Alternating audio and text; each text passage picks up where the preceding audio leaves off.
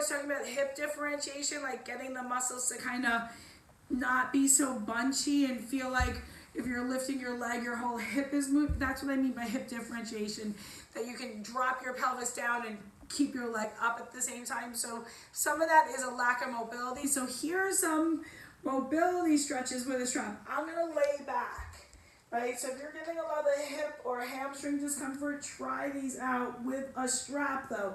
Because if you're having hip issue or hip flare-ups or it's burning, this you'll want to do with a strap. Of course you can try it without, but I recommend it if it's flared up. To grab a strap, and I'm reaching into it and I'm gonna bring it up. So what I'm doing is my arms right now are helping with the leg lift. So I'm not lifting a lot from my hip flexor, and then I'm just working on that range of motion. And what I'm really doing behind the scenes is keeping my hip down. A lot of times in class I'll see this, right? I'll see the butt lift, and I'll be drop your tailbone, and you're staring at me. What I mean is this. And for some people, again, bend the knee a little bit. There's like not a jail if you bend your knee, guys. Bend your knee. I've had tight hamstrings. I've been working on them. They don't really, it takes a long time to get them to be flexible. So now another thing you can do is bring the leg to 90 degrees. Keep the knee right above your hip.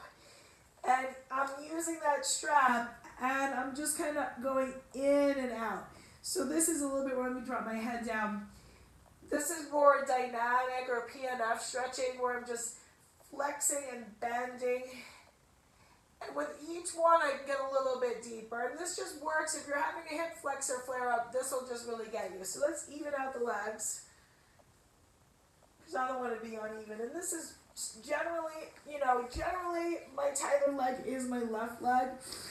And one thing I like to say a lot is it's not always just the tighter side. Sometimes my right leg is tighter in different places. So, and you see how I'm using my arms to kind of support the weight of my leg. Like I said, leg bone is it's one of the heaviest bones in your body. Think about it. Maybe your skull is heavier, but other than that, the bone in that leg, yeah, so when you flex that hip, your hip flexor, which that's its job, that's why it's called your hip flexor, it fires. It's okay, it's good for it to fire, but if it's firing too much, these exercises might really help you. And then, so I'm gonna hold it there, and you can play, right? So if you're very tight, this will feel great to you. If your downs are flexible, you can have that leg totally straight and bring it to your nose. Just keep that tushy down, right? Don't do the booty lift just to get it further. Think about elongating the leg. Use the strap to support the weight of the leg.